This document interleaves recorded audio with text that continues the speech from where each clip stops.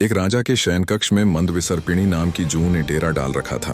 रात को जब राजा जाता तो वह चुपके से बाहर निकलती और राजा का खून चूस कर फिर अपने स्थान पर जा छिपती।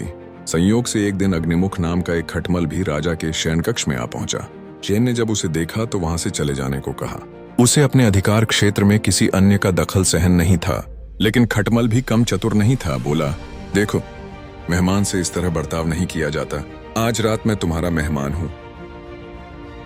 जूं अंततः खटमल की चिकनी चुपड़ी बातों में आ गई और उसे शरण देते हुए बोली, ठीक है, तुम यहां रात भर रुक सकते हो, लेकिन राजा को काटोगे तो नहीं, उसका खून चूसने के लिए।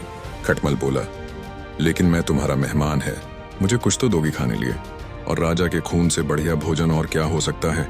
ठीक है, जूं बोली, तुम चुपचाप राजा का खून चूस लेना, उसे पीड़ा का एहसास नहीं होना चाहिए। जैसा तुम कहोगी बिल्कुल वैसा ही होगा।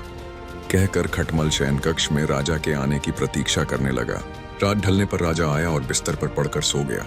खटमल सब कुछ भूलकर राजा को काटने दौड़ा और खून चूसने लगा।